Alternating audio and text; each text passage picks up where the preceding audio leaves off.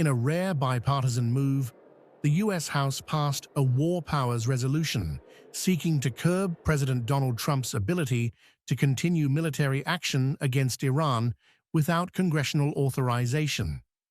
The measure passed by a narrow margin, with a handful of Republicans joining Democrats in backing the resolution.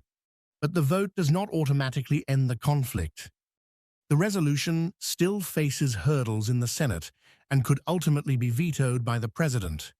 More importantly, it does little to address the deeper strategic confrontation between Washington and Tehran. At the heart of the crisis lies Iran's nuclear program. Successive U.S. administrations have argued that preventing Tehran from acquiring nuclear weapons is a core national security objective. The Trump administration maintains that military pressure remains necessary to stop Iran from expanding its nuclear capabilities and missile program. Iran, meanwhile, insists its nuclear activities are peaceful and accuses Washington and its allies of using military force to dictate regional politics. Another major factor is Israel. Israeli Prime Minister Benjamin Netanyahu has repeatedly argued that Iran remains the biggest threat to Israel's security and has suggested that pressure on Tehran must continue. Even if U.S. lawmakers seek to constrain direct American military involvement, Israeli concerns about Iran's military capabilities are unlikely to disappear. Then there is the wider Middle East. Iran's influence stretches across the region through allied groups and militias operating in Lebanon, Iraq, Syria, and Yemen. Washington views many of these networks as direct threats to U.S. interests and allies. As long as these regional flashpoints remain active, the risk of renewed confrontation between Iran and the United States remains high.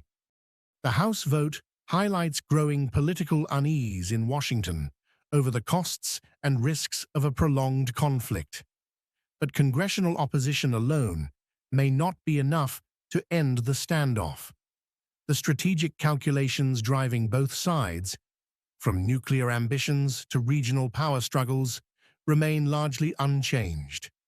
Even if the current fighting slows down, experts warn that the confrontation could simply shift into another phase.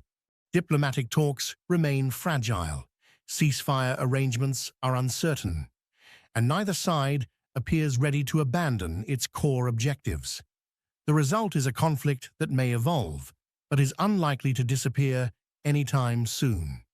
So, while Congress may be trying to rein in presidential war powers, the broader Iran crisis is rooted in decades of mistrust, regional rivalry, and competing security interests.